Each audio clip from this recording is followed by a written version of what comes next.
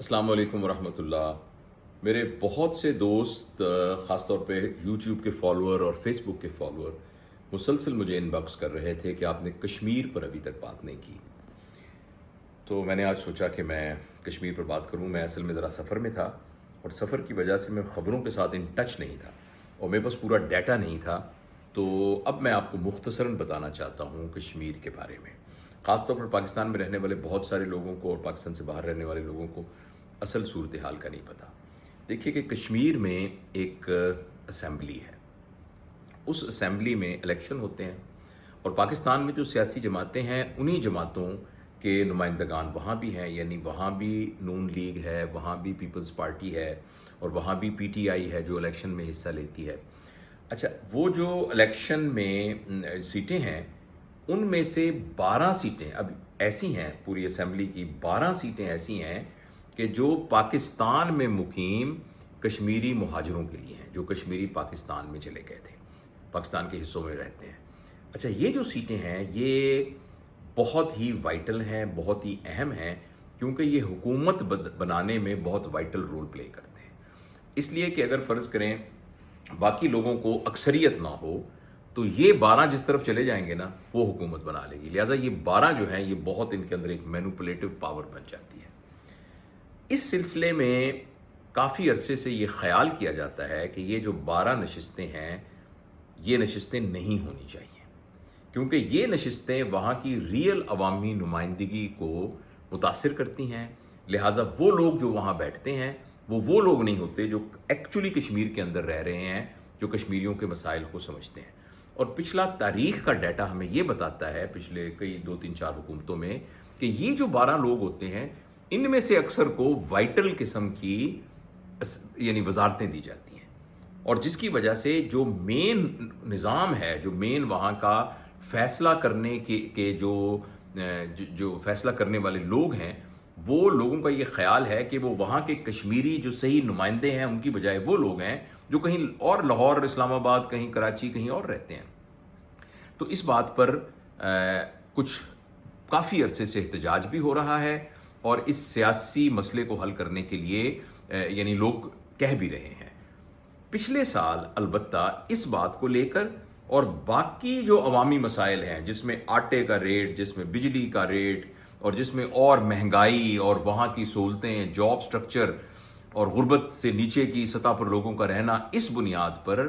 किसी सियासी जमात ने नहीं बल्कि एक कमेटी बनी जिसका नाम था जॉइंट एक्शन कमेटी। और वो जॉइंट एक्शन कमेटी है वो एक एजेंडे को लेकर, एक एडवोकेसी के साथ, एक कॉज को लेके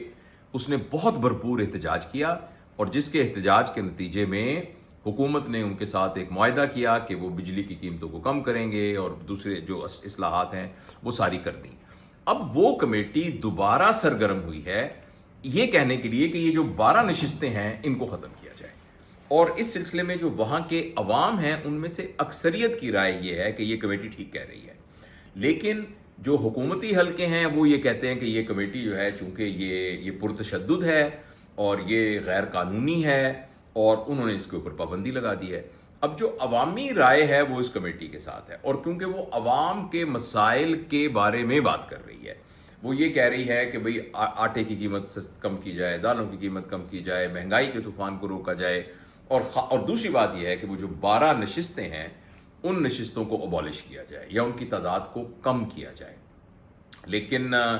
इस सिलसिले में वो चूँकि कम नहीं की, लिहाजा ऐसी सूरत में जब मॉब इकट्ठा हो जाता है तो मॉब बाज़-औक़ात आउट ऑफ कंट्रोल हो जाता है, फिर उसकी कोई सेंट्रल कमांड नहीं होती। तो उसमें वो जो सेंट्रल एक्शन कमेटी की तरफ से जब वो हुए सारे एक तरह से एहतजाज, तो उसमें कुछ पुलिस वाले भी जो हैं वो शहीद हुए, मतलब अल्लाह को प्यारे हुए, जो बेचारे अपनी ड्यूटी दे रहे थे। और दूसरी बात यह है कि फिर इस तरफ से भी लोग मरे और इस तरफ से भी लोग शहीद हुए। तो अब यह है कि ये शहादत ही है ना, दोनों अब क्या करें, दोनों ही मुसलमान हैं, दोनों ही कलमा पढ़ के बैठे हुए, दोनों अपने तौर पर एक कॉज के ऊपर हैं। हम क्या कहें, किसी को हलाक करना हो, किसी को शहीद, हम कैसे कह सकते हैं। लेकिन यह है कि उससे फिर एक अवामी रंज व गम और गुस्सा जो है वो उसकी फैलती है। तो कश्मीर जो है वो हमारे लिए बहुत अहम है, और हम जब कहते हैं कश्मीर हमारी शाह रग है तो वाकई हमारी शाह रग है। اور یہ ہے کہ ہماری تو پوری کے پورے پاکستان بننے سے لے کر آج تک ہمارے سارے پولیٹیکل اور سیاسی جتنے بھی بیانیاں ہیں اس میں کشمیر سر فہرست ہے۔ اس لیے کشمیر میں ہونے والے کسی سیاسی تنازع کو، وہاں کے ہونے والے کسی عوامی تنازع کو، یہ حکومت کی آئی ایم شیور پرائرٹی ہونی چاہیے کہ اس کو بہت ہی تسلی کے ساتھ، بہت ہی محبت کے ساتھ، بہت ہی درگزر کے ساتھ اور بہت ہی فراست کے ساتھ اس کو ہینڈل کرنے کی ضرورت ہے۔ کیونکہ اگر فرض کریں یہ کشیدگی جاری رہتی ہے اور اسی طریقے سے ایک طرح سے وہ سفارہ ہو جاتے ہیں عوام یعنی لوگوں کا گروپ، تو اس میں سے بہت سے اپرچونسٹ، بہت سے وہ لوگ جو کہ بیسیکلی عوام ویسا نہیں چاہ رہے ہوتے، لیکن وہ اپنے ویسٹڈ انٹرسٹ کی وجہ سے اس لڑائی کو بلوے کی شکل اختیار میں کنورٹ کر دیتے ہیں۔ اس سے پھر یہ ہے اور بھی پرابلم ہوتا ہے، اور خدا نہ خواستہ اس میں انسانی جانوں کا نقصان ہو جائے تو پھر بات بہت آگے بڑھ جاتی ہے۔ تو اس لیے کہ ہم نے پوری دنیا کے آگے یہ بات ہمیں منوانی ہے کہ کشمیری ہمارے بھائی ہیں، ہمیں یہ بات بتانی ہے کہ ان کو آزادی چاہیے، ہمیں یہ بات منوانی ہے کہ جو یعنی بھارت کے زیر تسلط کشمیر، مقبوضہ کشمیر ہے، وہاں ان کے اوپر انسانی حقوق کی خلاف ورزیاں ہو رہی ہیں، ان کو یعنی ایک اپنی رائے دینے کا اختیار نہیں مل رہا، اور جو اقوام متحدہ کی قرارداد ہیں اس پر عمل نہیں کیا جا رہا۔ تو ایسی صورت کے اندر جو وہ کشمیر کا حصہ جو پاکستان کے پاس ہے، اس کو بالکل امن کا ایک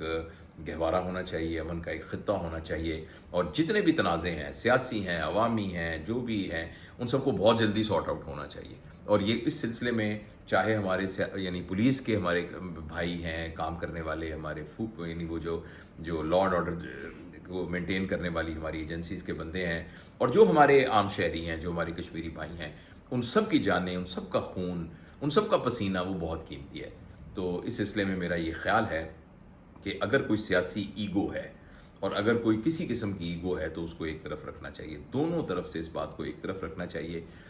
کشمیر کے اندر بد امنی، کشمیر کے اندر نقصان، کشمیر کے اندر اس طرح کی لینگویج جس میں یہ امپریشن پڑ رہا ہو کہ جیسے مطلب ایک دشمنوں والی لینگویج اختیار کرنا، یہ ہمارے لیے بہت تکلیف دہ ہے۔ یہ بالکل ایسے ہے کہ یہ ہاتھ یہ کہے کہ میں اس ہاتھ کو کاٹ دوں گا، اور یہ ہاتھ کہے میں اس ہاتھ کو کاٹ دوں گا۔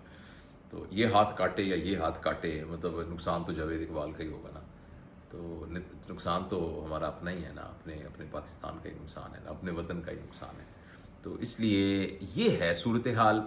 کہ وہاں کے لوگوں کا مطالبہ ہے کہ ان کی عوامی مسائل کو حل کیا جائے، اور یہ جو 12 سیٹیں ہیں ان سیٹوں کو ختم کیا جائے، کیونکہ یہ سیٹیں ان کے صحیح نمائندگی کے حق کو کمپرومائز ہو جاتا ہے، ان کا جبرڈائز ہو جاتا ہے یہ والا، اور وہ یہ ان کو پسند نہیں ہے۔ اب اس کی کیا سیاسی ڈیپتھ ہے یہ جو سیاستدان جانے، ہماری حکومت جانے، اور لیکن اصل بات یہ ہے کہ اس تنازع کو پھر